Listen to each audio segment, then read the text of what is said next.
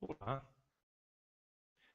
vamos ver o que vem a ser hoje ah, o termo filosofia, ok? Então vamos lá. Muito bem, filosofia do grego filosofia, literalmente amor à sabedoria. É o estudo de problemas fundamentais relacionados à existência, ao conhecimento, à verdade, aos valores morais e estéticos, à mente e à linguagem.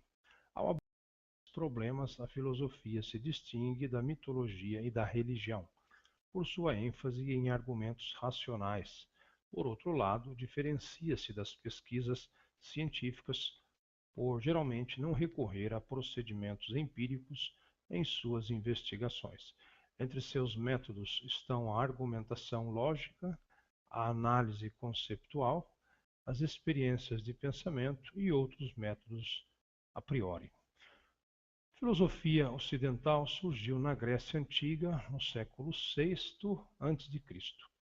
A partir de então, uma sucessão de pensadores originais como Tales, Xenófanes, Pitágoras, Heráclito e Protágoras empenhou-se em responder racionalmente questões acerca da realidade última das coisas, das origens e características do verdadeiro conhecimento, da objetividade dos valores morais, da existência e natureza de Deus ou dos deuses. Muitas das questões levantadas por esses antigos pensadores são ainda temas importantes da filosofia contemporânea. Durante as idades antiga e medieval, a filosofia compreendia praticamente todas as áreas de investigação teórica. Em seu escopo figuravam desde disciplinas altamente abstratas, em que se estudavam o ser enquanto ser e os princípios gerais do raciocínio, até pesquisas sobre fenômenos mais específicos, como a queda dos corpos e a classificação dos seres vivos. Especialmente a partir do século XVII, vários ramos do conhecimento começam a se desvencilhar da filosofia e a se constituir em ciências independentes, com técnicas e métodos próprios, priorizando, sobretudo, a observação e a experimentação. Apesar disso, a filosofia atual ainda pode ser vista como uma disciplina que trata de questões gerais e abstratas que sejam relevantes para a fundamentação das demais ciências particulares ou demais atividades culturais.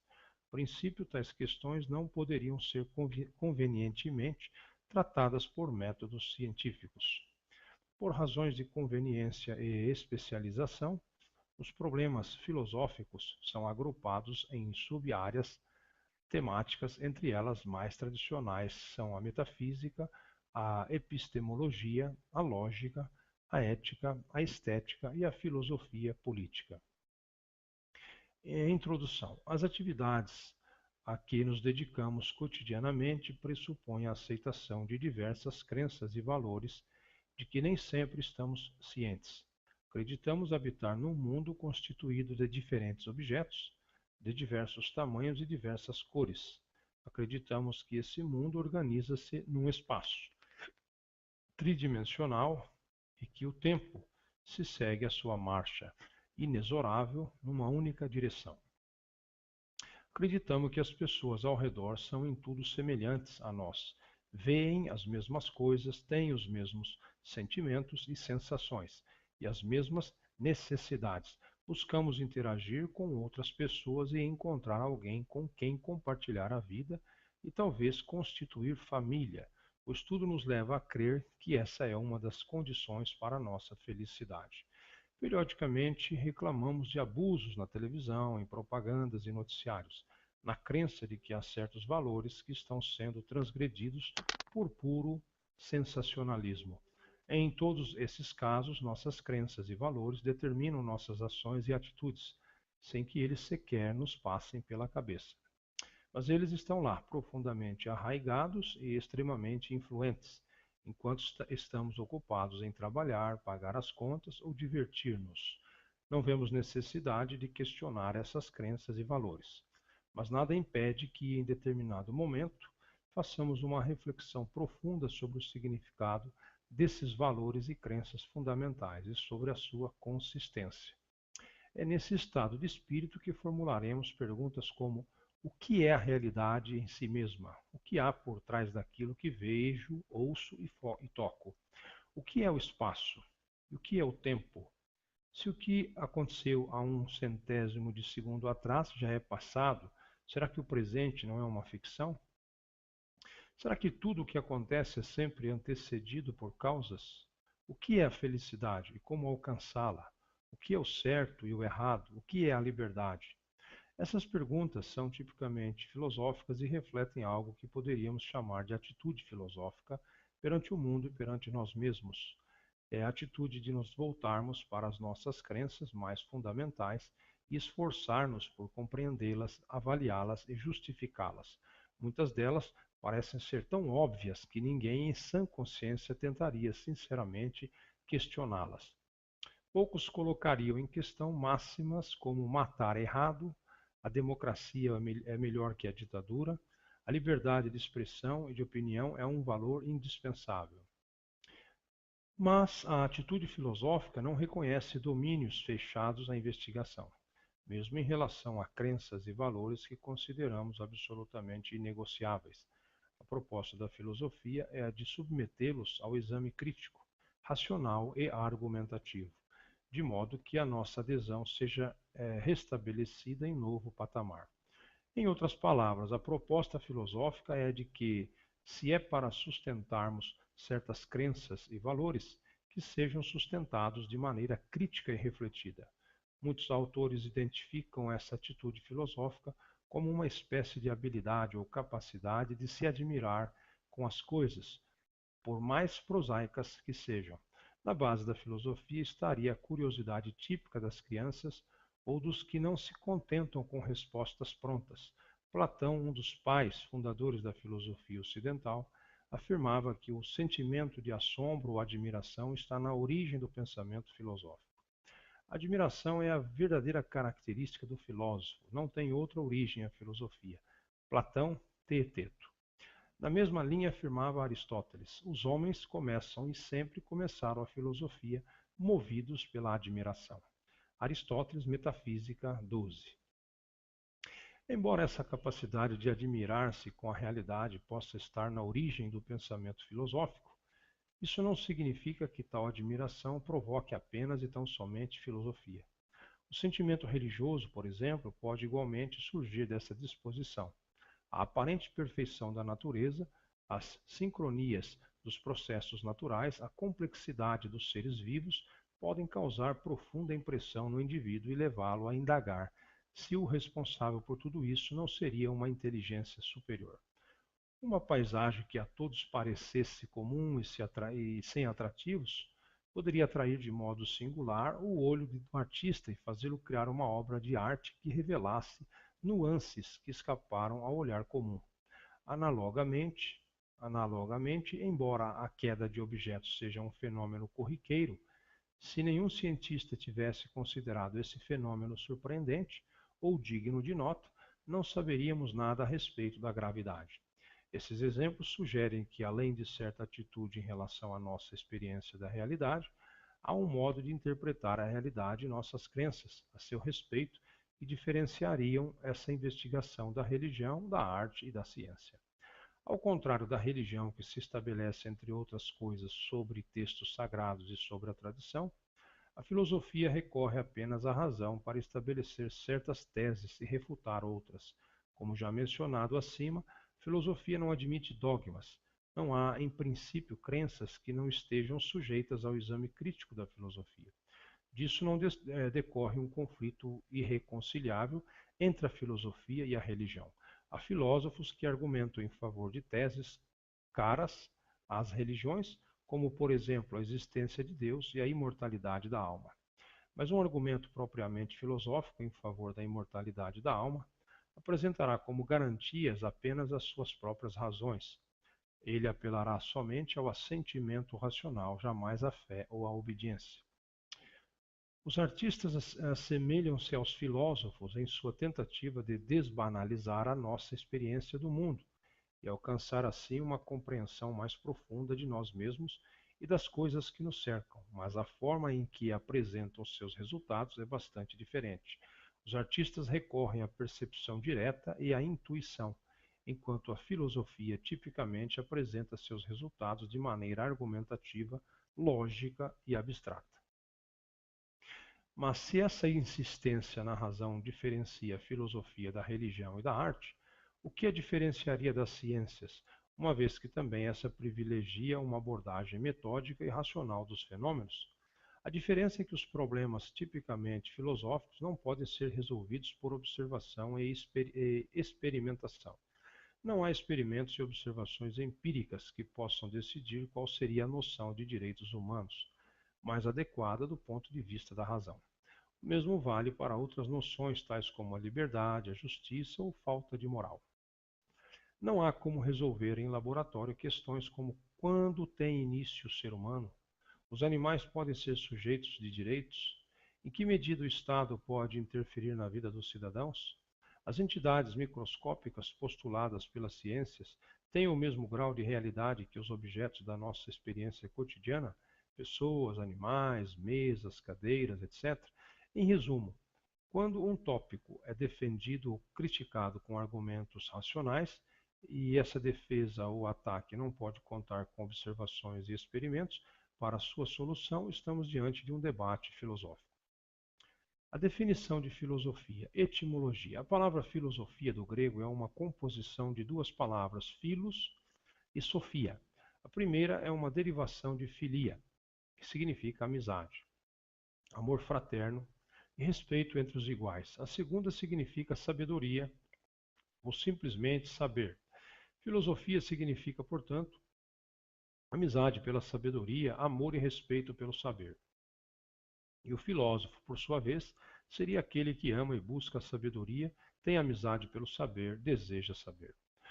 A tradição atribui ao filósofo Pitágoras de Samos, que viveu no século V a.C., a criação da palavra. Conforme essa tradição, Pitágoras teria criado o termo para modestamente ressaltar que a sabedoria plena e perfeita seria atributo apenas dos deuses. Os homens, no entanto, poderiam venerá-la e amá-la na qualidade de filósofos. A palavra filosofia não é simplesmente uma invenção moderna a partir de termos gregos, mas sim um empréstimo tomado da própria língua grega.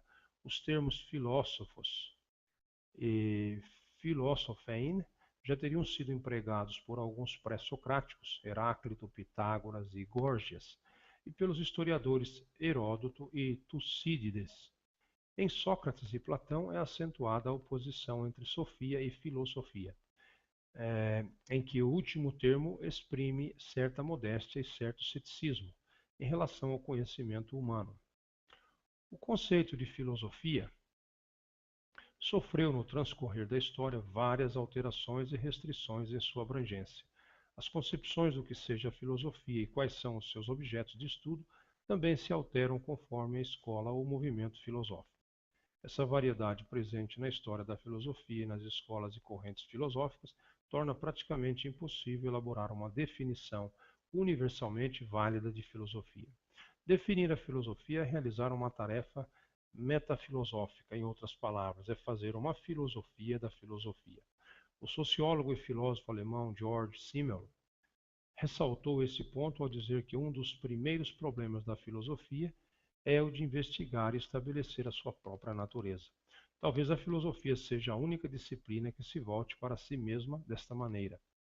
O objeto da física não é certamente a própria ciência da física, mas os fenômenos ópticos e elétricos, entre outros. A filologia ocupa-se de registros textuais antigos e da evolução das línguas, mas não se ocupa de si mesma. A filosofia, no entanto, move-se neste curioso círculo. Ela determina os pressupostos de seu método de pensar e os seus propósitos através de seus próprios métodos de pensar e propósitos. Não há como aprender o conceito de filosofia fora da filosofia, pois somente a filosofia pode determinar o que é a filosofia. Platão e Aristóteles concordam em caracterizar a filosofia como uma atividade racional estimulada pelo assombro ou admiração. Mas para Platão, o assombro é provocado pela instabilidade e contradições dos seres que percebemos pelos sentidos. A filosofia no quadro platônico seria a tentativa de superar esse mundo de coisas efêmeras e imutáveis e apreender racionalmente a realidade última composta por formas eternas e imutáveis, que, segundo Platão, só podem ser captadas pela razão. Para Aristóteles, ao contrário, não há separação entre, de um lado, um mundo apreendido pelos sentidos e, de outro lado, um mundo exclusivamente captado pela razão. A filosofia seria uma investigação das causas e princípios fundamentais de uma única e mesma realidade. O filósofo, segundo Aristóteles, conhece na medida do possível todas as coisas, embora não possua ciência de cada uma delas por si. A filosofia almejaria o conhecimento universal, não no sentido de um acúmulo enciclopédico de todos os fatos e processos que se possam investigar, mas no sentido de uma compreensão dos princípios mais fundamentais dos quais dependeriam os objetos particulares a que se dedicam as demais ciências, artes e ofícios. Aristóteles considera que a filosofia, como ciência das causas e princípios primordiais, acabaria por identificar-se com a teologia, pois Deus seria o princípio dos princípios. As definições de filosofia elaboradas depois de Platão e Aristóteles separaram a filosofia em duas partes, uma filosofia teórica e uma filosofia prática. Como reflexo da busca por salvação ou redenção pessoal, a filosofia prática foi gradativamente se tornando um sucedâneo da fé religiosa e acabou por ganhar precedência em relação à parte teórica da filosofia. A filosofia passa a ser concebida como uma arte de viver, que forneceria aos homens regras e prescrições sobre como agir e como se portar diante das inconstâncias do mundo. Essa concepção é muito clara em diversas correntes da filosofia helenística, como por exemplo no estoicismo e no neoplatonismo. As definições de filosofia formuladas na antiguidade persistiram na época de disseminação e consolidação do cristianismo, mas isso não impediu que as concepções cristãs exercessem influências e moldassem novas maneiras de se entender a filosofia. As definições de filosofia elaboradas durante a Idade Média foram coordenadas aos serviços que o pensamento filosófico poderia prestar à compreensão e sistematização da fé religiosa. E desse modo, a filosofia passa a ser concebida como serva da teologia, anquila theologiae. Segundo São Tomás de Aquino, por exemplo, a filosofia pode auxiliar a teologia em três frentes. Primeiro, ela pode demonstrar verdades que a fé já toma como estabelecidas, tais como a existência de Deus e a imortalidade da alma. Segundo, pode esclarecer certas verdades da fé ao traçar analogias com as verdades naturais. E terceiro, pode ser empregada para refutar ideias que se oponham à doutrina sagrada. Os medievais também mantiveram a acepção de filosofia como saber prático, como uma busca de normas ou recomendações para se alcançar a plenitude da vida. Santo Isidoro de Sevilha, ainda no século VII, definia a filosofia como o conhecimento das coisas humanas e divinas, combinado com uma busca pela vida moralmente boa. Tanto na Idade Média como em qualquer outra época da história ocidental, a compreensão do que é a filosofia reflete uma preocupação com questões essenciais para a vida humana em seus múltiplos aspectos. As concepções de filosofia do Renascimento e da Idade Moderna não são exceções. Também aí as noções do que seja filosofia sintetizam as tentativas de oferecer respostas substantivas aos problemas mais inquietantes da época. O advento da era moderna fez ruir as próprias bases da sabedoria tradicional e impôs aos intelectuais a tarefa de encontrar novas formas de conhecimento que pudessem restabelecer a confiança no intelecto e na razão. Para Francis Bacon, um dos primeiros filósofos modernos, a filosofia não deveria se contentar com uma atitude meramente contemplativa, como queriam os antigos e medievais. Ao contrário, deveria buscar o conhecimento das essências das coisas a fim de obter o controle sobre os fenômenos naturais e, portanto, submeter a natureza aos desígnios humanos. Para Descartes, a filosofia, na qualidade de metafísica, é a investigação das causas primeiras dos princípios fundamentais. Esses princípios devem ser claros e evidentes e devem formar uma base segura a partir da qual se possam derivar as outras formas de conhecimento. É nesse sentido, entendendo-se a filosofia como o conjunto de todos os saberes e a metafísica como a investigação das primeiras causas, que se deve ler a famosa metáfora de Descartes.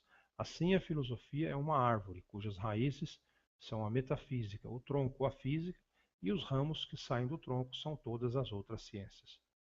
Após Descartes, a filosofia assume uma postura crítica em relação às suas próprias aspirações e conteúdos.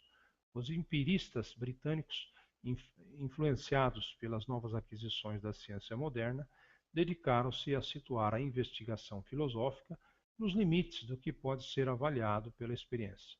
Segundo a orientação empirista, argumentos tradicionais da filosofia, como as demonstrações da existência de Deus, da imortalidade da alma e de essências imutáveis, seriam inválidos, uma vez que as ideias com que operam não são adequadamente derivadas da experiência.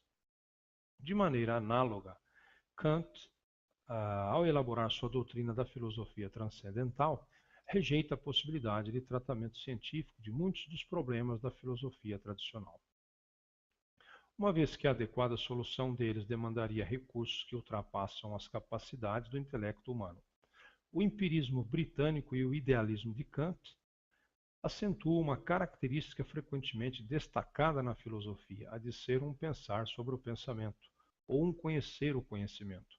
Essa concepção reflexiva da filosofia, do pensamento, que se volta para si mesmo, influenciará vários autores e escolas filosóficas, tanto do século XIX como do século XX.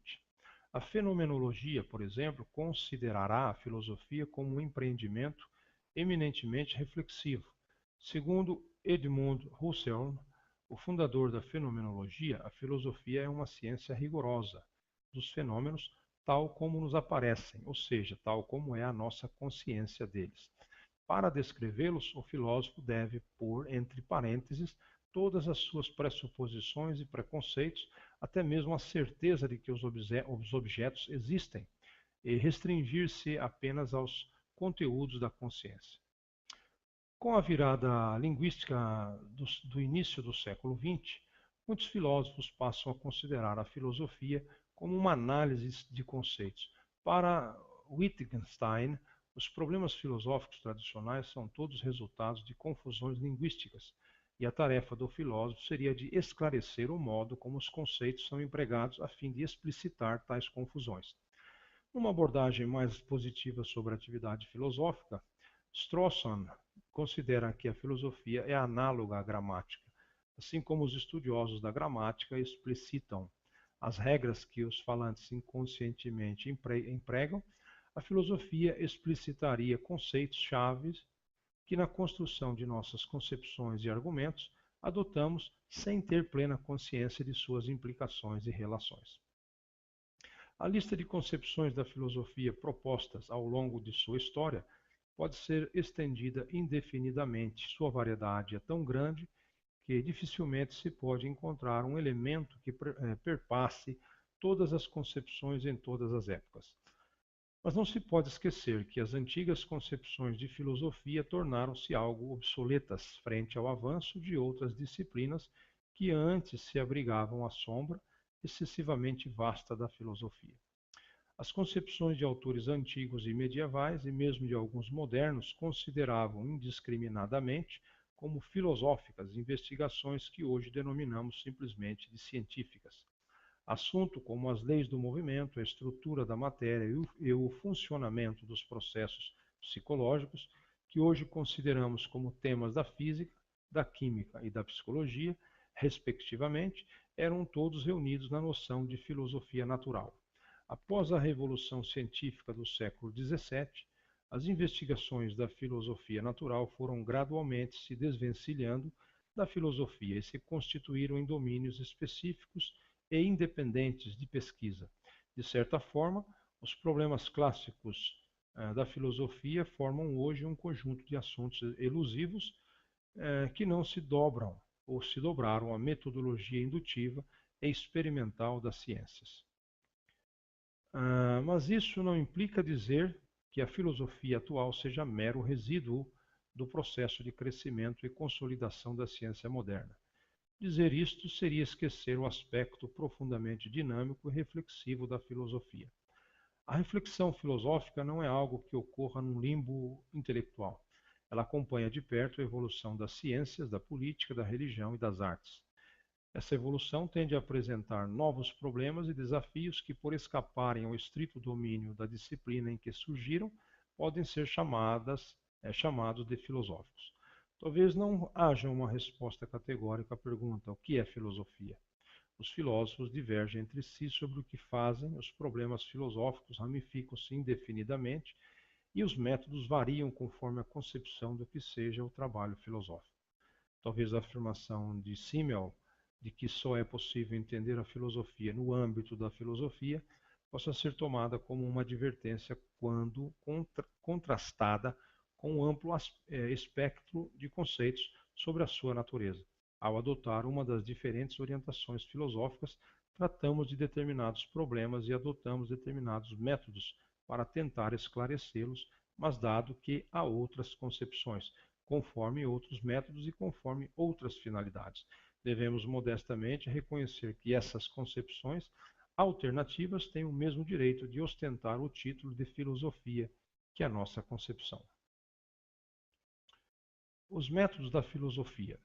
Os trabalhos filosóficos são realizados mediante técnicas e procedimentos que integram os cânones do pensamento racional. Tradicionalmente, a filosofia destaca e privilegia a argumentação lógica em linguagem natural ou em linguagem simbólica, como a ferramenta por excelência da apresentação e discussão de teorias filosóficas. A argumentação lógica está associada a dois elementos importantes: a articulação rigorosa dos conceitos e a correta concatenação das premissas e conclusões, de modo que essas últimas sejam derivações incontestáveis das primeiras. Toda ideia filosófica relevante é inevitavelmente submetida a escrutínio crítico, e a presença de falhas na argumentação é frequentemente o primeiro alvo das críticas. Desse modo, o destino de uma tese qualquer que não seja amparada por argumentos sólidos e convincentes será frequentemente a severa rejeição por parte da comunidade filosófica.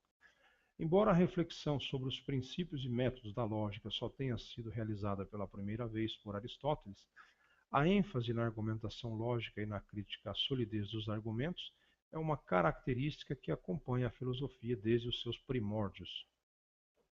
A própria ruptura entre o pensamento mítico religioso e o pensamento racional é assinalada pela adoção de uma postura argumentativa e crítica em relação às explicações tradicionais.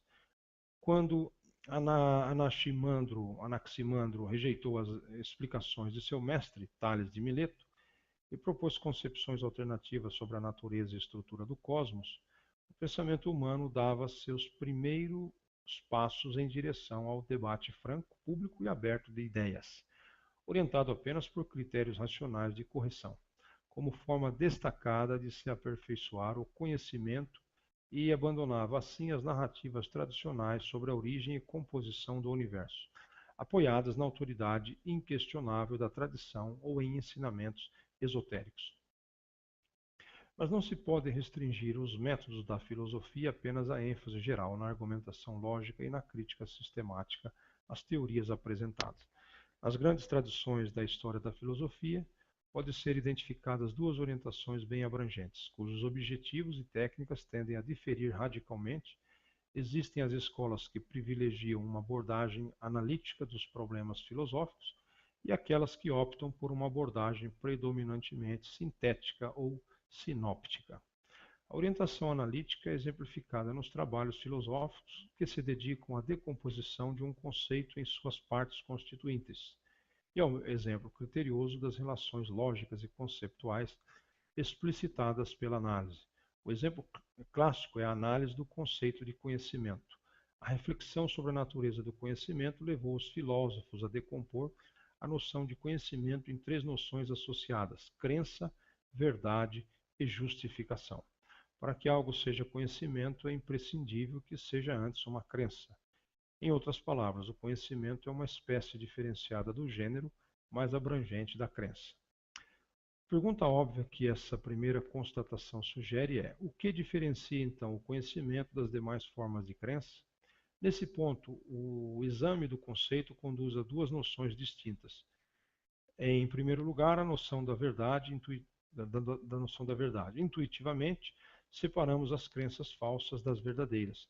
É por isso que mantemos a crença de que Papai Noel existe num patamar diferente da crença de que a Lua gira em torno da Terra. Quem sustenta a primeira tem apenas uma crença, quem sustenta a última provavelmente sabe algo sobre o sistema solar, pois exprime uma crença verdadeira, mas para que seja promovida a condição de conhecimento, a crença precisa de algo mais. Ela precisa ser apoiada por alguma espécie de justificação. Além de sustentar uma crença verdadeira, o sujeito deve ser capaz de apresentar os meios ou as fontes consideradas universalmente legítimas que lhe propiciaram chegar à crença em questão. Feito esse exame, a conclusão é a célebre fórmula: o conhecimento é crença verdadeira justificada. Nesse e em muitos outros casos envolvendo noções filosoficamente relevantes, o trabalho de análise é capaz de explicitar pressupostos importantes implicitamente presentes no uso dos conceitos. A outra orientação, a sintética, percorre o caminho oposto ao da análise. Os adeptos dessa orientação buscam elaborar uma síntese de várias noções relevantes e apresentá-las como um todo harmônico, às vezes chamada de filosofia especulativa. Essa orientação filosófica pretende revelar princípios universais que possam reunir organicamente vários elementos díspares que aparentemente não guardam relações relevantes entre si. Um caso paradigmático dessa orientação é a filosofia hegeliana, cujo fito é integrar numa dinâmica panteísta a evolução das mais diversas formas de manifestação da cultura humana, artes, leis, governos, religiões, ciências e filosofias. Desde o surgimento da ciência moderna, vários filósofos buscaram separar a investigação filosófica da investigação científica, por meio de uma caracterização dos métodos peculiares da filosofia. Como as ciências especiais privilegiam a investigação empírica, especialmente por adoção de métodos experimentais, defendeu-se que a adoção de métodos a priori, isto é, de métodos que antecedem a investigação empírica ou são dela independentes, seria o traço definidor do trabalho filosófico. Nos casos da argumentação lógica, da análise conceptual e da síntese compreensiva, não há necessidade de observação dos fenômenos para que se decida se uma conclusão é ou não é logicamente correta, se um conceito está sendo ou não corretamente empregado, ou se uma visão sinóptica é ou não é incoerente. Isso não implica um divórcio entre a ciência e a filosofia, ao contrário, implica que os filósofos estão aptos a analisar os conceitos e argumentos das ciências especiais, e nesse domínio podem prestar um serviço relevante ao aperfeiçoamento das teorias científicas. Além das orientações metodológicas acima explicadas, há outras duas estratégias que podem ser caracterizadas como métodos a priori: os experimentos mentais e os argumentos transcendentais. Um experimento mental, às vezes também chamado de experiência de pensamento, é a elaboração de uma situação puramente hipotética, geralmente impossível de ser construída na prática, por meio da qual o filósofo testa os limites de determinados pressupostos ou conceitos. O experimento mental mais famoso da história da filosofia é a hipótese do gênio maligno concebida por Descartes. Ao imaginar um Deus onipotente que se dedica a ludibriá-lo, Descartes leva o ceticismo ao seu extremo a fim de identificar uma certeza inabalável, capaz de superar até mesmo a hipótese do gênio maligno. Essa hipótese recebeu uma roupagem moderna na elaboração de outro experimento mental, o cérebro numa cuba. O outro método, o dos argumentos transcendentais, foi concebido por Kant e consiste em tomar como dados os fatos da experiência e deduzir coisas que não são passíveis de ser experienciadas, mas que constituem a própria condição de possibilidade daqueles fatos. Com essa espécie de argumento, Kant concluiu, por exemplo, que a forma pura do espaço é uma das condições necessárias pressupostas pela experiência dos objetos externos, pois sem ela, tal experiência seria impossível. Embora o emprego da lógica formal, da análise conceptual e dos experimentos mentais sejam constantes na filosofia contemporânea, predomina hoje, sobretudo na tradição analítica, a orientação que se convencionou chamar de naturalismo filosófico. Essa orientação tem suas origens nos trabalhos do filósofo americano Willard Van Orman Quine, 1908-2000, que criticam a distinção entre questões conceptuais e empíricas. Os adeptos do naturalismo rejeitam a suposição de que a filosofia se diferencie das ciências por um conjunto de métodos próprios. Os problemas filosóficos e os científicos pertencem a uma única e mesma esfera e, portanto, os métodos científicos historicamente bem-sucedidos devem também ser aplicados à problemática filosófica. Disciplinas filosóficas. A filosofia é geralmente dividida em áreas de investigação específica. Em cada área, a pesquisa filosófica dedica-se à elucidação de problemas próprios, embora sejam muito comuns as interconexões. As áreas tradicionais da filosofia são as seguintes: metafísica. Ocupa-se da elaboração de teorias sobre a realidade e sobre a natureza fundamental de todas as coisas. O objetivo da metafísica é fornecer uma visão abrangente do mundo, uma visão sinóptica que reúna em si os diversos aspectos da realidade. Uma das sub-áreas da metafísica é a ontologia, literalmente a ciência do ser, cujo tema principal é a elaboração de escalas de realidade. Nesse sentido, a ontologia buscaria identificar as entidades básicas ou elementares da realidade e mostrar como essas se relacionam com os demais objetos ou indivíduos, de existência dependente ou derivada. A epistemologia, ou teoria do conhecimento, é a área da filosofia que estuda a natureza do conhecimento, sua origem e seus limites. Dessa forma, entre as questões típicas da etimologia estão: o que diferencia o conhecimento de outras formas de crença? O que podemos conhecer? Como chegamos a ter conhecimento de algo? A lógica é a área que trata das estruturas formais do raciocínio perfeito, ou seja, daqueles raciocínios cuja conclusão preserva a verdade das premissas. Na lógica são estudados, portanto, os métodos e princípios que permitem distinguir os raciocínios corretos dos raciocínios incorretos. Ética ou filosofia moral é a área da filosofia que trata das distinções entre o certo e o errado, entre o bem e o mal. Procura identificar os meios mais adequados para aprimorar a vida moral e para alcançar uma vida moralmente boa. Também no campo da ética dão-se as discussões a respeito dos princípios e das regras morais que norteiam a vida em sociedade e sobre quais seriam as justificativas racionais para adotar essas regras e princípios. Filosofia política é o ramo da filosofia que investiga os fundamentos da organização sociopolítica e do Estado. São tradicionais nessa área as hipóteses sobre o contrato original que teria dado início à vida em sociedade, instituído o governo, os deveres e os direitos dos cidadãos.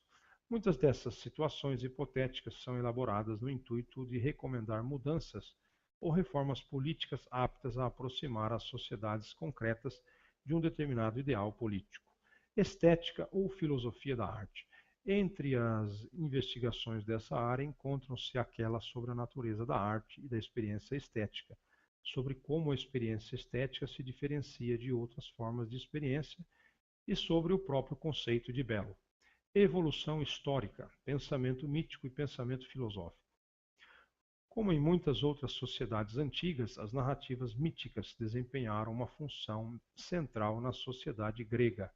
Além de estabelecer marcos importantes na vida social, os mitos gregos promoviam uma concepção de mundo de natureza religiosa que propiciava respostas às principais indagações existenciais que desde sempre inquietaram o espírito humano. Os eventos históricos, os fenômenos naturais e os principais eventos da vida humana, nascimento, casamento, doença e morte, eram entrelaçados às histórias tradicionais sobre conflitos entre deuses, intercâmbios entre deuses e homens e feitos memoráveis de semideuses. Originalmente, a palavra grega mythos significa simplesmente palavra ou fala, mas o termo remetia também à noção de uma palavra proferida com autoridade. As histórias épicas de Homero, permeadas de intervenções sobrenaturais ou a teogonia de Hesíodo, eram mitos no sentido de serem anúncios revestidos de autoridade. Digno de crédito à reverência, gradualmente o termo foi assumindo outro sentido, e já na época de Platão e Aristóteles, o mitos era empregado para caracterizar histórias fictícias ou absurdas que se afastariam do logos, isto é, do discurso racional. Aristóteles, por exemplo, considerava a filosofia como um empreendimento intelectual completamente distinto das elaborações mitológicas. Na metafísica, ao tratar do problema da incorruptibilidade, Aristóteles menciona Hesíodo e logo em seguida descarta peremptoriamente suas opiniões, pois, segundo ele, não precisamos perder tempo investigando seriamente as sutilezas dos criadores de mitos. Pode-se dizer que a filosofia surge como uma espécie de rompimento com a visão mítica do mundo. Enquanto os mitos se organizavam em narrações, imagens e seres particulares, a filosofia inaugurava o discurso argumentativo, abstrato e universal. Além disso, ao contrário dos autores de mitos, os filósofos gregos tentaram com afinco elaborar concepções de mundo que fossem isentas de contradições e imperfeições lógicas. Desse modo, não é sem razão que muitos autores enfatizam o caráter de ruptura e divergências ao comparar o advento da filosofia com a tradição mítica da Grécia Antiga. Mas, embora sejam inegáveis as diferenças, mais recentemente vários estudiosos têm apontado os pontos de continuidade e semelhança entre as primeiras elucubrações filosóficas dos gregos e as suas concepções mitológicas.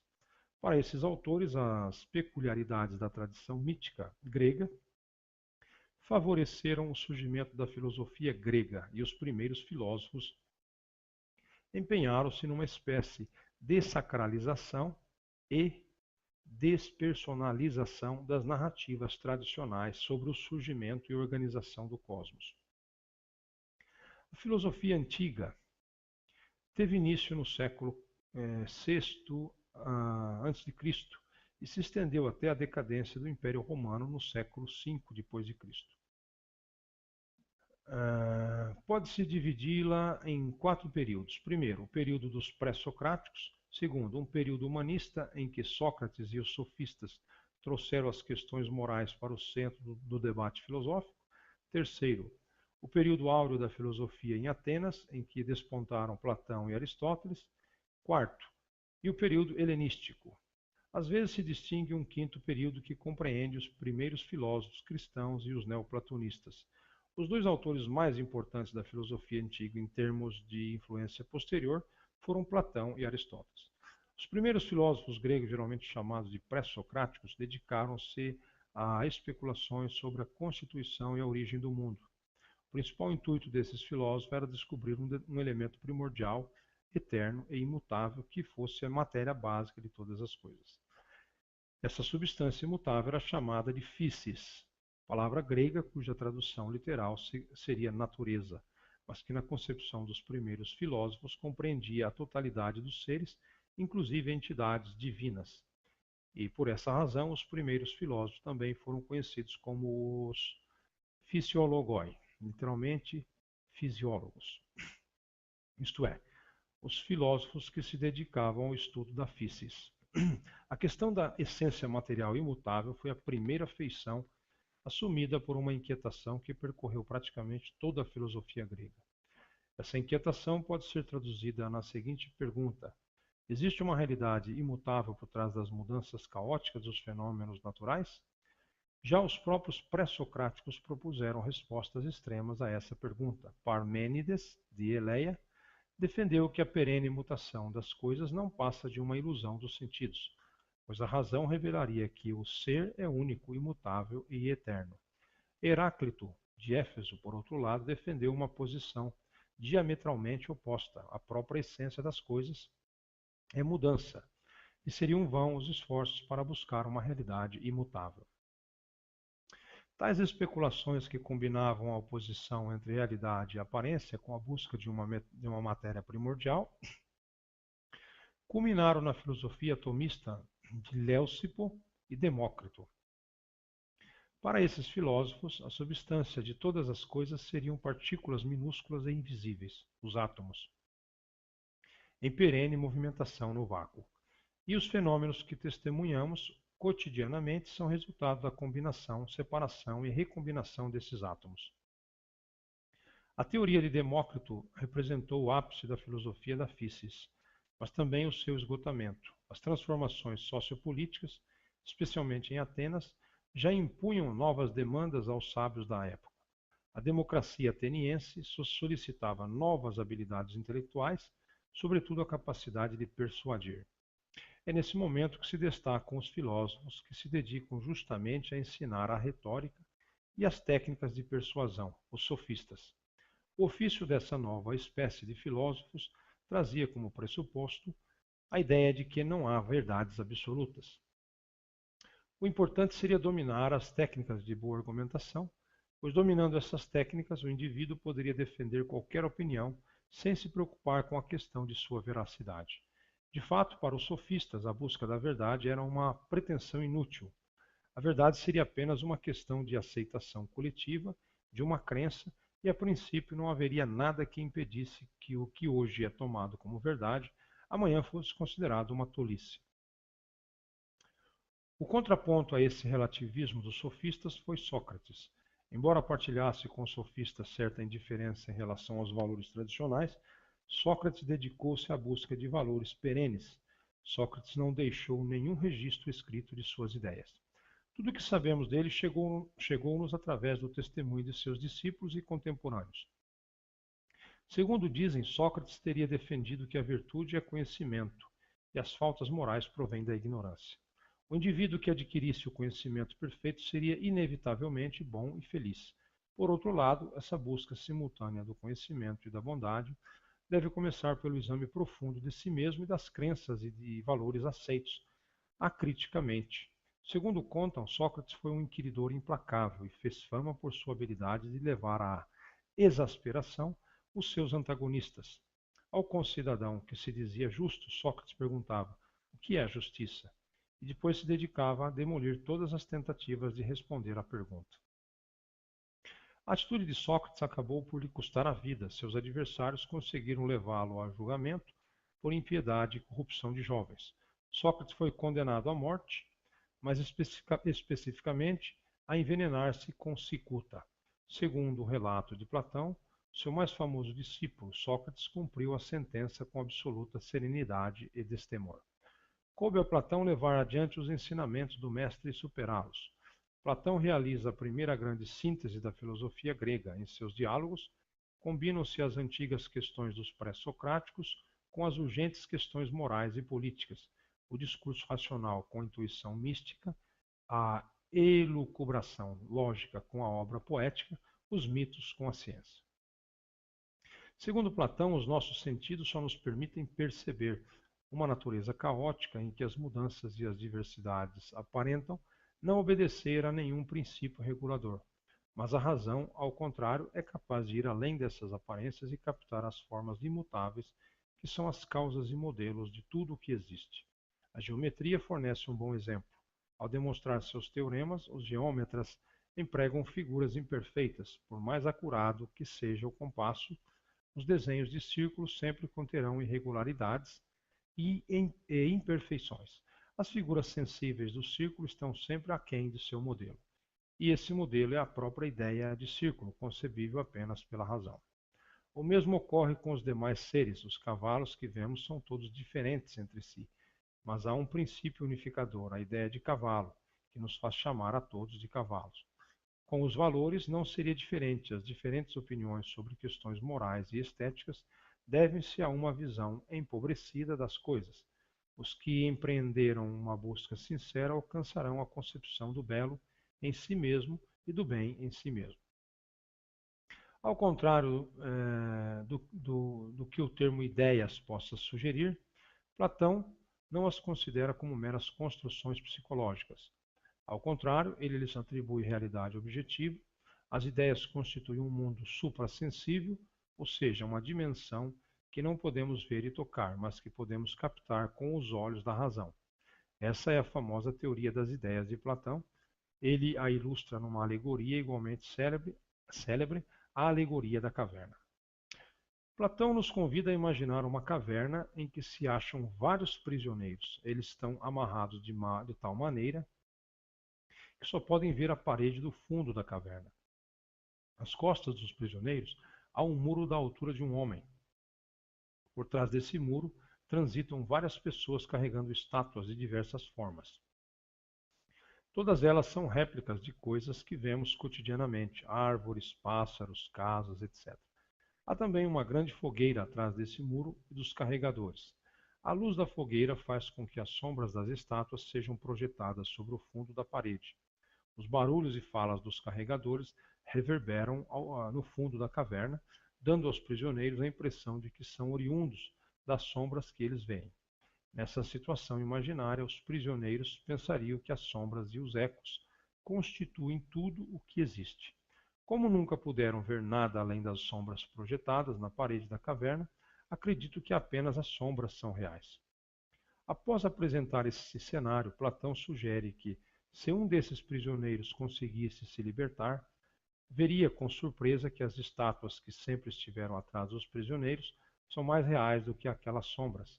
Ao sair da caverna, a luz o ofuscaria, mas após se acostumar com a claridade, veria que as coisas da superfície são ainda mais reais do que as estátuas. Esse prisioneiro que se liberta é o filósofo, e a sua jornada em direção à superfície representa o percurso da razão em sua lenta ascensão ao conhecimento perfeito. Aristóteles, discípulo de Platão e preceptor de Alexandre o Grande, rejeitou a teoria das ideias. Para ele, a hipótese de uma realidade separada e independente, constituída apenas por entidades inteligíveis, era uma duplicação do mundo absolutamente desnecessária. Na visão de Aristóteles, a essência de uma coisa não consiste numa ideia suplementar e separada, mas numa forma que lhe é imanente. Essa forma imanente é o que dá organização e estrutura à matéria e propicia, no caso dos organismos vivos, o seu desenvolvimento conforme a sua essência. Aristóteles também divergiu de Platão sobre o valor da experiência na aquisição do conhecimento. Enquanto na filosofia platônica há uma perene desconfiança em relação ao saber derivado dos sentidos, na filosofia aristotélica o conhecimento adquirido pela visão, audição, tato, etc., é considerado como ponto de partida do empreendimento científico. Aristóteles foi um pesquisador infatigável e seus interesses abarcavam praticamente todas as áreas do conhecimento. Foi o fundador da biologia, o criador da lógica como disciplina, fez contribuições originais e duradouras em metafísica e teologia, ética e política, psicologia e estética. Além de ter contribuído nas mais diversas disciplinas, Aristóteles realizou a primeira grande sistematização das ciências, organizando-as conforme seus métodos e abrangência. Em cada uma das disciplinas que criou ou ajudou a criar, Aristóteles cunhou uma terminologia que até hoje está presente no vocabulário científico e filosófico. Como exemplos, podem-se mencionar as palavras substância, categoria, energia, princípio e forma. Na transição do século IV para o século III a.C., durante o período helenístico, formam-se duas escolas filosóficas, cujos ensinamentos representam uma clara mudança de ênfase em relação à academia de Platão e à escola peripatética de Aristóteles. Sua preocupação é principalmente a redenção pessoal, tanto para Epicuro, 341 a 270 a.C., e seus seguidores, como para Zenão de Cítio e demais estoicos, o principal objetivo da filosofia deveria ser a obtenção da serenidade de espírito. As duas escolas também se assemelham na crença de que esse objetivo passa por uma espécie de harmonização entre o indivíduo e a natureza, mas divergem quanto à forma e de se realizar essa harmonização. Para Epicuro, a sintonia com a natureza supõe a aceitação das necessidades e desejos naturais e dos prazeres sensoriais. Dessa forma, ele preconiza a fruição moderada dos prazeres e a comedida gratificação dos desejos. Os estoicos, por outro lado, sustentavam a crença de que o cosmos e os seres humanos partilhavam do mesmo logos divino. O ideal filosófico de vida seria, na concepção dos estoicos, a adesão à necessidade racional da natureza e o desenvolvimento de uma absoluta imperturbabilidade, ataraxia, em relação aos fatos e eventos do mundo. A Antiguidade tardia viu ainda o florescimento de uma nova interpretação do platonismo, de acentuada tendência mística, o chamado neoplatonismo. Seu principal representante, Plotino, 205 a 270, defendeu que o princípio fundamental e divino do universo seria o uno, e que desse princípio fundamental emanavam novas realidades, de diferentes graus de perfeição. O universo material e sensível, o mundo das sombras da alegoria platônica, seria uma emanação distante do uno e por isso apresentaria os traços de imperfeição e inconstância que o caracterizam. Filosofia medieval. A filosofia medieval é a filosofia da Europa Ocidental e do Oriente Médio. Durante a Idade Média, começa aproximadamente com a cristianização do Império Romano e encerra-se com a Renascença. A filosofia medieval pode ser considerada em parte como prolongamento da filosofia greco-romana e em parte como uma tentativa de conciliar o conhecimento secular e a doutrina sagrada. A Idade Média carregou por muito tempo o epíteto depreciativo de Idade das Trevas, atribuído pelos humanistas renascentistas, e a filosofia desenvolvida nessa época padeceu do mesmo desprezo. No entanto, essa era de aproximadamente 1000 anos foi o mais longo período de desenvolvimento filosófico na Europa e um dos mais ricos. Jorge Gracia defende que em intensidade, sofisticação e aquisições pode-se corretamente dizer que o florescimento filosófico no século XIII rivaliza com a época áurea da filosofia grega no século IV a.C. Entre os principais problemas discutidos nessa época estão a relação entre fé e razão, a existência e unidade de Deus, o objetivo da teologia e da metafísica, os problemas do conhecimento dos universais e da individualização. Entre os filósofos medievais do Ocidente merecem destaque Agostinho de Hipona, Boécio, Anselmo de Cantuária, Pedro Abelardo, Roger Bacon, Boaventura de Bonerígio, Tomás de Aquino, João dos Escoto, Guilherme de Ockham, Jean Buridan, na civilização islâmica, Avicena, Avenpace, Alfarabi, Razali e Averroes. Entre os judeus, Moisés, Maimônides. Tomás de Aquino, 1225-1274, fundador do tomismo, exerceu influência inigualável na filosofia e na teologia medievais. Em sua obra, ele deu grande importância à razão e à argumentação e procurou elaborar uma síntese entre a doutrina cristã e a filosofia aristotélica. A filosofia de Tomás de Aquino representou uma reorientação significativa do pensamento filosófico medieval, até então muito influenciado pelo neoplatonismo e sua reinterpretação agostiniana. Filosofia do Renascimento. A transição da Idade Média para a Idade Moderna foi marcada pelo Renascimento e pelo humanismo. Nesse período de transição, a redescoberta de textos da Antiguidade contribuiu para que o interesse filosófico saísse dos estudos técnicos de lógica, metafísica e teologia e se voltasse para estudos ecléticos nas áreas da filologia, da moralidade e do misticismo. Os estudos dos clássicos e das letras receberam uma ênfase inédita e desenvolveram-se de modo independente da escolástica tradicional. A produção e disseminação do conhecimento e das artes deixam de ser uma exclusividade das universidades e dos acadêmicos profissionais, e isso contribui para que a filosofia vá aos poucos se desvencilhando da teologia. Em lugar de Deus e da religião, o conceito de homens assume o centro das ocupações artísticas, literárias e filosóficas.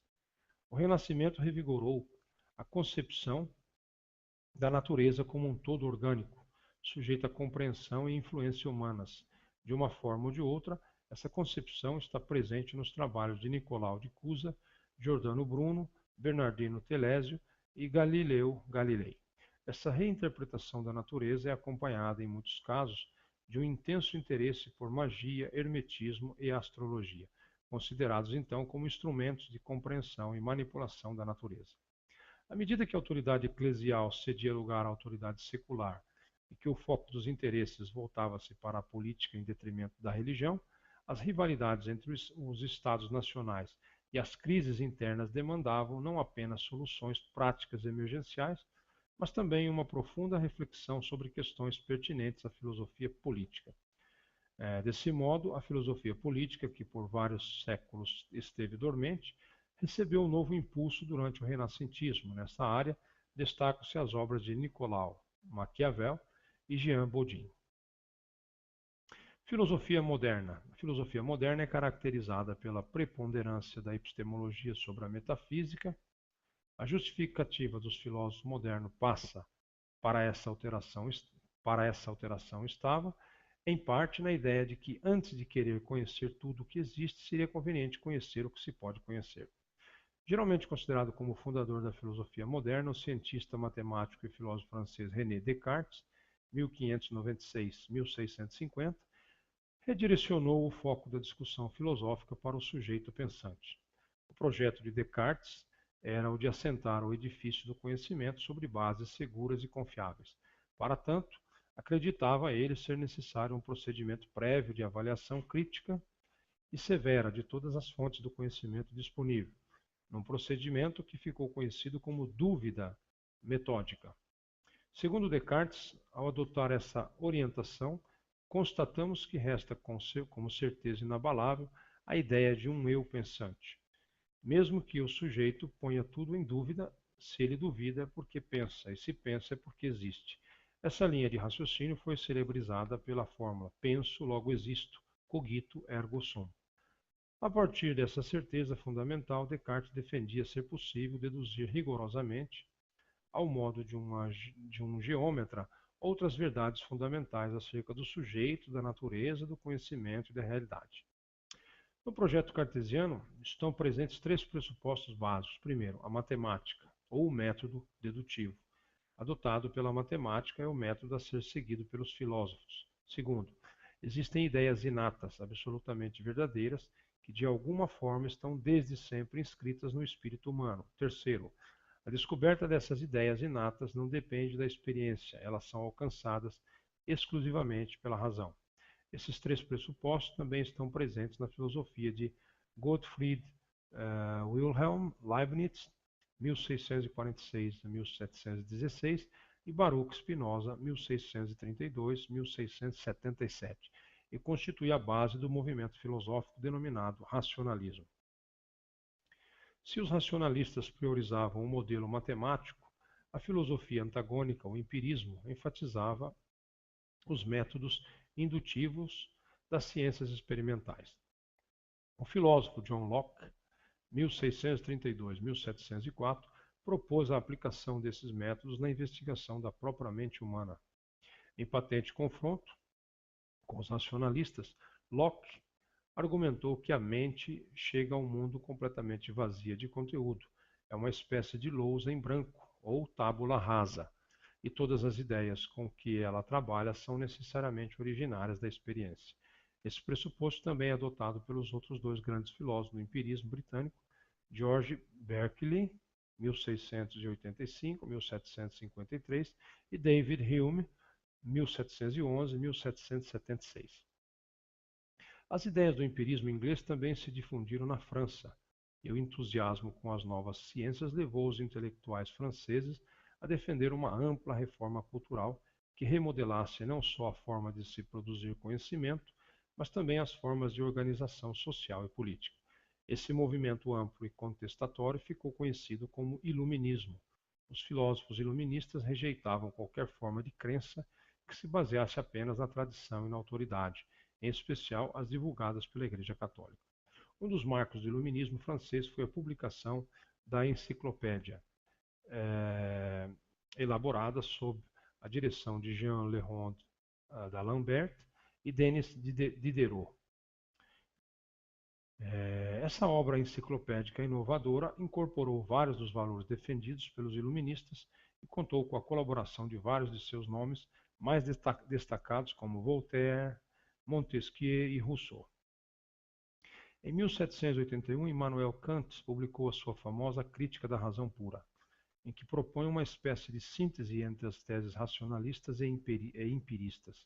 Segundo Kant, apesar de o nosso conhecimento depender da nossa percepção, de nossas percepções sensoriais, essas não constituem todo o nosso conhecimento, pois existem determinadas estruturas do sujeito que as antecedem e tornam possível a própria formação da experiência. O espaço, por exemplo, não é uma realidade que passivamente assimilamos a partir de nossas impressões sensoriais. Ao contrário, somos nós que impomos uma organização espacial aos objetos. Do mesmo modo, o sujeito não aprende após inúmeras experiências que todas as ocorrências pressupõem uma causa. Antes, é a estrutura peculiar do sujeito que impõe aos fenômenos uma organização de causa e efeito. Uma das consequências da filosofia kantiana é estabelecer que as coisas em si mesmas não podem ser conhecidas. A fronteira de nosso conhecimento é delineada pelos fenômenos, isto é, pelos resultados da interação da realidade objetiva com os esquemas cognitivos do sujeito. A filosofia do século XIX geralmente se considera que depois da filosofia de Kant tem início uma nova etapa da filosofia que se caracterizaria por ser uma continuação e simultaneamente uma reação à filosofia kantiana. Nesse período desenvolve-se o idealismo alemão, Fichte, Schelling e Hegel, que leva as ideias kantianas às últimas consequências. A noção de que há um universo inteiro, a realidade em si mesma, inalcançável ao conhecimento humano, levou os idealistas alemães a assimilar a realidade objetiva ao próprio sujeito no intuito de resolver o problema da separação fundamental entre sujeito e objeto. Assim, por exemplo, Hegel postulou que o universo é espírito. O conjunto dos seres humanos, sua história, sua arte, sua ciência, sua religião, são apenas manifestações deste espírito absoluto em sua marcha dinâmica rumo ao autoconhecimento. Enquanto na Alemanha o idealismo apoderava-se do debate filosófico, na França Augusto Comte retomava uma orientação mais próxima das ciências e inaugurava o positivismo e a sociologia. Na visão de Comte, a humanidade progride por 3 estágios: o estágio teológico, o estágio metafísico e, por fim, o estágio positivo. No primeiro estágio, as explicações são dadas em termos mitológicos ou religiosos. No segundo, as explicações tornam-se abstratas, mas ainda carecem de cientificidade. No terceiro estágio, a compreensão da realidade se dá em termos de leis empíricas de sucessão e semelhança entre os fenômenos. Para Comte, a plena realização desse terceiro estágio histórico, em que o pensamento científico suplantaria todos os demais, representaria a aquisição da felicidade e da perfeição. Também no campo do desenvolvimento histórico, Marx e Engels davam uma nova formulação ao socialismo. Eles fazem uma releitura materialista da dialética de Hegel, no intuito de analisar e condenar o sistema capitalista, desenvolve a teoria da mais-valia, segundo a qual o lucro dos capitalistas dependeria inevitavelmente da exploração do proletariado. Sustenta que o Estado, as formas político-institucionais e as concepções ideológicas formam uma superestrutura construída sobre a base das relações de produção e que as contradições resultantes entre essa base econômica e a superestrutura levariam as sociedades inevitavelmente à revolução e ao socialismo. No campo da ética, os filósofos ingleses Jeremy Bentham, 1748-1832, e John Stuart Mill, 1806-1837, elaboram os princípios fundamentais do utilitarismo. Para eles, o valor ético não é algo intrínseco à ação realizada, esse valor deve ser mensurado conforme as consequências da ação, pois a ação eticamente recomendável é aquela que maximiza o bem-estar da coletividade. Talvez a teoria que maior impacto filosófico provocou no século XIX não tenha sido elaborada por um filósofo. Ao propor sua teoria da evolução das espécies por seleção natural, Charles Darwin, em 1809-1882, estabeleceu as bases de uma concepção de mundo profundamente revolucionária. O filósofo que melhor percebeu as sérias implicações da teoria de Darwin para todos os campos de estudo foi Herbert Spencer, 1820-1903.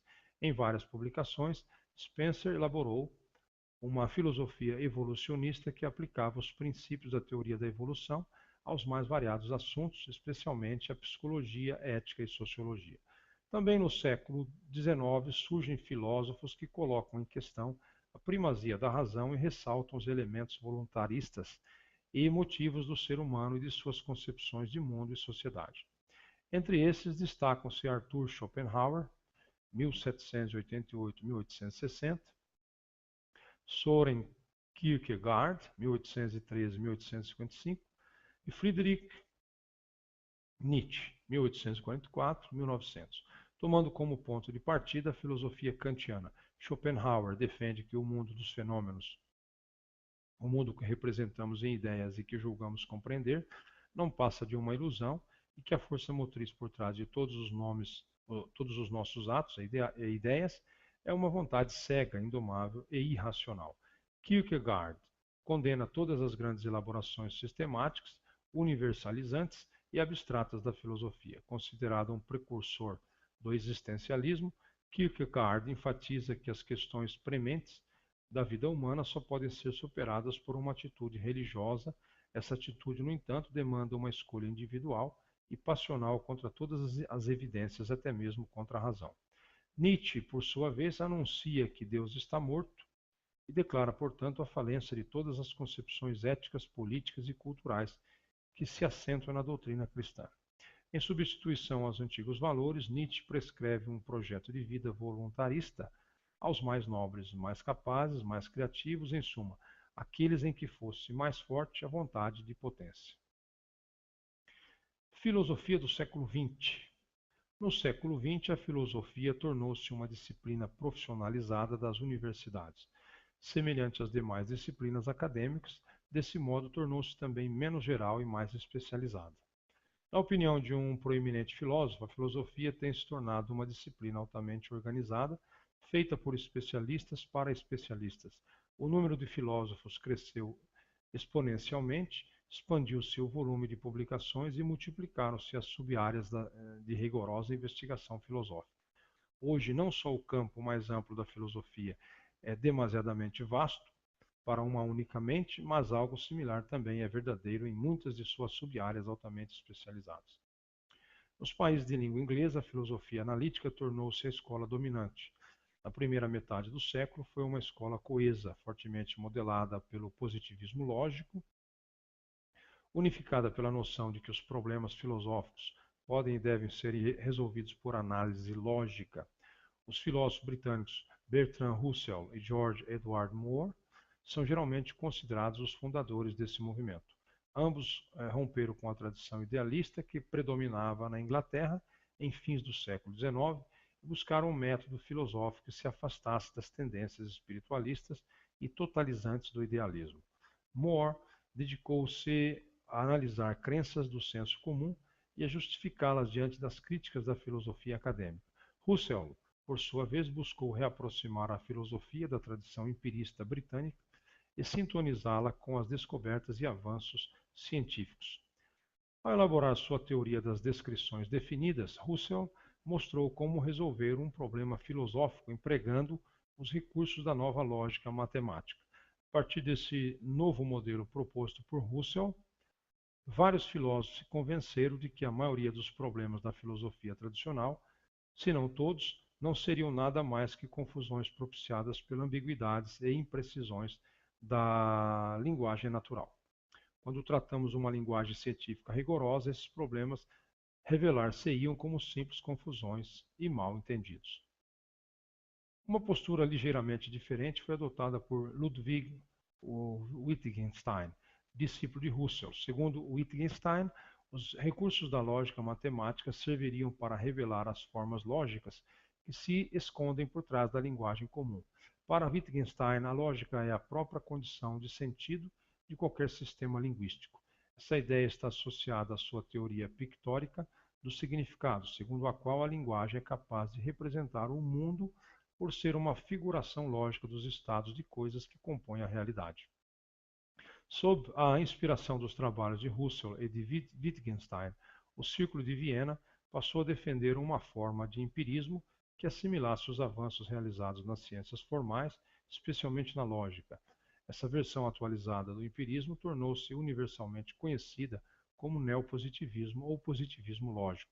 O Círculo de Viena consistia numa reunião de intelectuais oriundos de diversas áreas, filosofia, física, matemática, sociologia, etc., que tinham em comum uma profunda desconfiança em relação a temas de teor metafísico.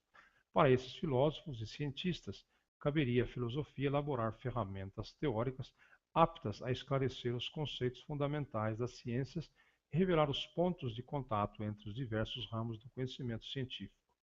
Nessa tarefa seria importante mostrar, entre outras coisas, como enunciados altamente abstratos das ciências poderiam ser rigorosamente reduzidos a frases sobre a nossa experiência imediata. Fora dos países de língua inglesa, floresceram diferentes movimentos filosóficos.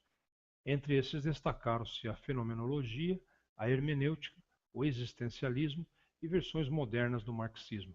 Para Husserl, o traço fundamental dos fenômenos mentais é a intencionalidade. A estrutura da intencionalidade é constituída por dois elementos, noesis e noema. O primeiro elemento é o ato intencional e o segundo é o objeto do ato intencional.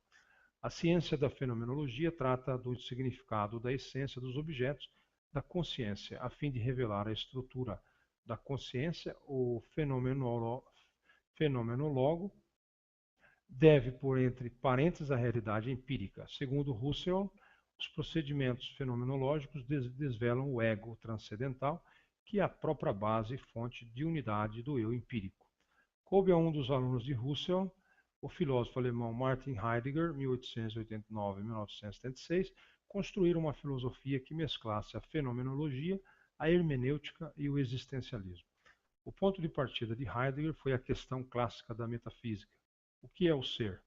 Mas na abordagem de Heidegger, a resposta a essa questão passa por uma análise dos modos de ser do ser humano, que foi por ele denominado Dasein.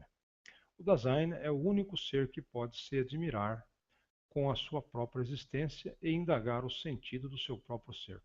O modo de existir do Dasein está intimamente conectado com a história e a temporalidade, e em vista disso, questões sobre autenticidade, cuidado, angústia, finitude e morte tornam-se temas centrais da filosofia de Heidegger.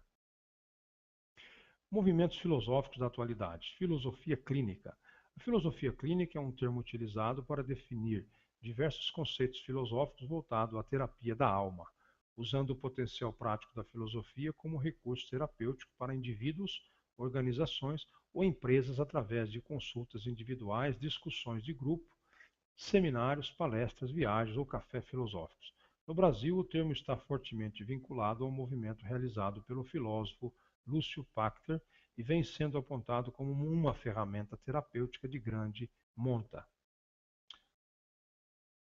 Então, isso aí, nós tivemos um apanhado geral, né, também de forma superficial, do que seria a filosofia. Então, nós vamos encerrar por aqui e, numa outra oportunidade, nós vamos falar sobre um outro tema. Obrigado pela paciência de vocês.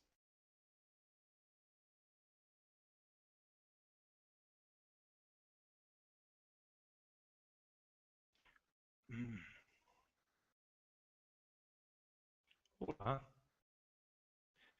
vamos ver o que vem a ser hoje. O termo filosofia, ok? Então vamos lá. Muito bem, filosofia do grego filosofia, literalmente amor à sabedoria. É o estudo de problemas fundamentais relacionados à existência, ao conhecimento, à verdade, aos valores morais e estéticos, à mente e à linguagem.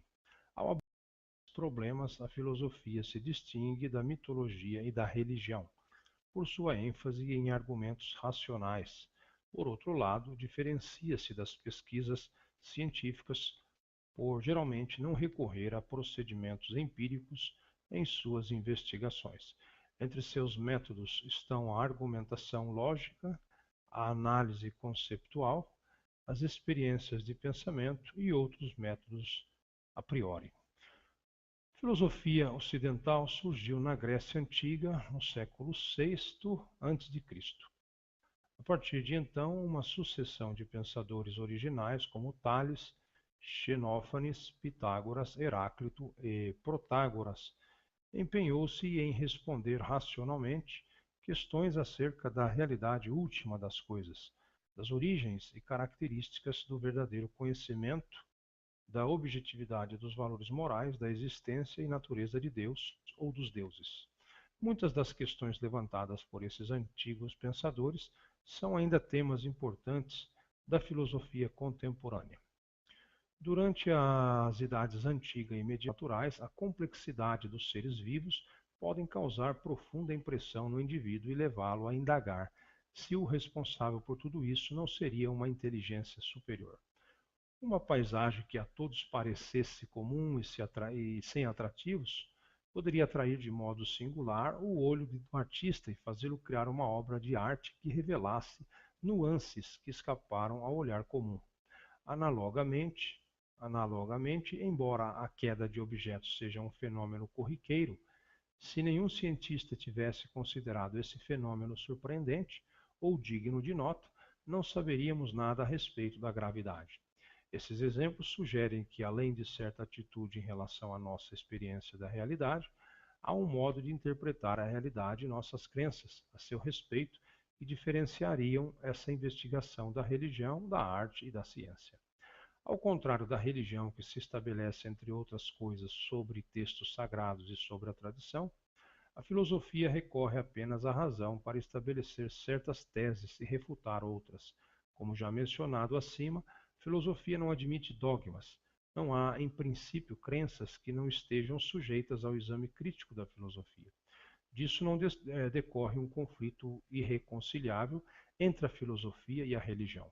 Há filósofos que argumentam em favor de teses caras às religiões, como, por exemplo, a existência de Deus e a imortalidade da alma.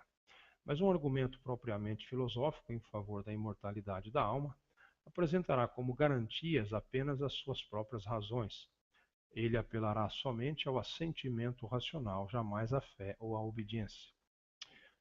Os artistas assemelham-se aos filósofos em sua tentativa de desbanalizar a nossa experiência do mundo e alcançar assim uma compreensão mais profunda de nós mesmos e das coisas que nos cercam, mas são em tudo semelhantes a nós.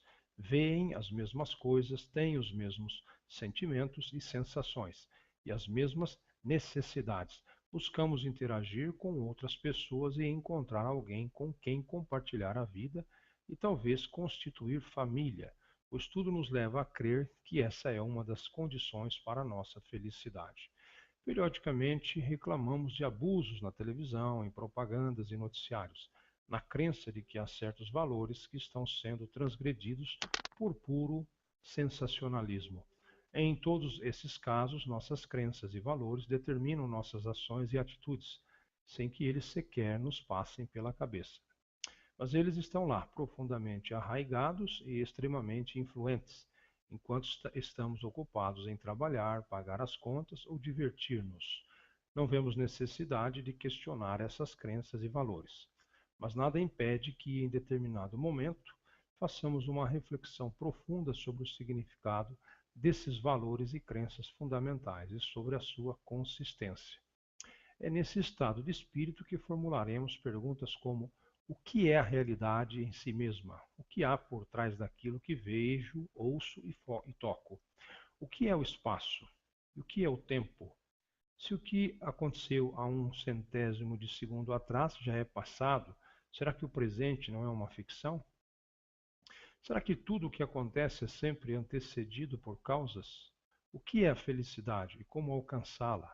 O que é o certo e o errado? O que é a liberdade? Essas perguntas são tipicamente filosóficas e refletem algo que poderíamos chamar de atitude filosófica perante o mundo e perante nós mesmos. É a atitude de nos voltarmos para as nossas crenças mais fundamentais e esforçar-nos por compreendê-las, avaliá-las e justificá-las. Muitas delas parecem ser tão óbvias que ninguém em sã consciência tentaria sinceramente questioná-las. Poucos colocariam em questão máximas como matar é errado, a democracia é melhor que a ditadura, a liberdade de expressão e de opinião é um valor indispensável. Mas a atitude filosófica não reconhece domínios fechados à investigação, mesmo em relação a crenças e valores que consideramos absolutamente inegociáveis. A proposta da filosofia é a de submetê-los ao exame crítico, racional e argumentativo, de modo que a nossa adesão seja restabelecida em novo patamar.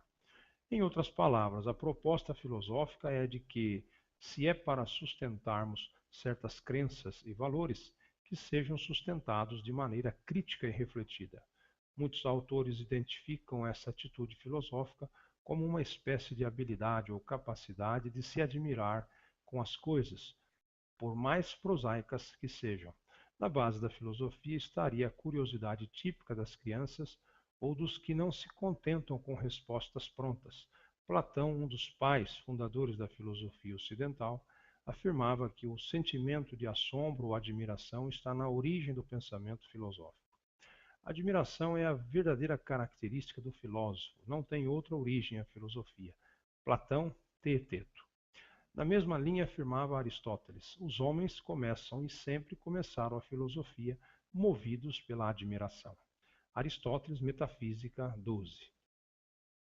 Embora essa capacidade de admirar-se com a realidade possa estar na origem do pensamento filosófico, isso não significa que tal admiração provoque apenas e tão somente filosofia. O sentimento religioso, por exemplo, pode igualmente surgir dessa disposição. A aparente perfeição da natureza, as sincronias dos processos medieval, a filosofia compreendia praticamente todas as áreas de investigação teórica. Em seu escopo figuravam desde disciplinas altamente abstratas, em que se estudavam o ser enquanto ser e os princípios gerais do raciocínio, até pesquisas sobre fenômenos mais específicos, como a queda dos corpos e a classificação dos seres vivos.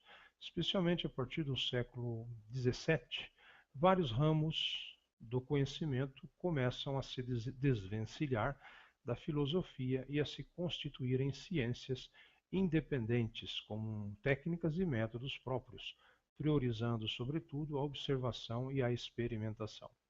Apesar disso, a filosofia atual ainda pode ser vista como uma disciplina que trata de questões gerais e abstratas que sejam relevantes para a fundamentação das demais ciências particulares ou demais atividades culturais. A princípio, tais questões não poderiam ser convenientemente tratadas por métodos científicos.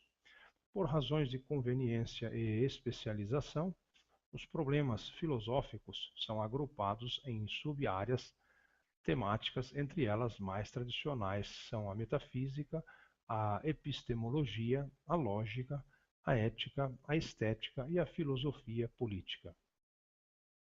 Introdução. As atividades a que nos dedicamos cotidianamente pressupõem a aceitação de diversas crenças e valores de que nem sempre estamos cientes. Acreditamos habitar num mundo constituído de diferentes objetos, de diversos tamanhos e diversas cores. Acreditamos que esse mundo organiza-se num espaço tridimensional e que o tempo se segue a sua marcha inexorável numa única direção. Acreditamos que as pessoas ao redor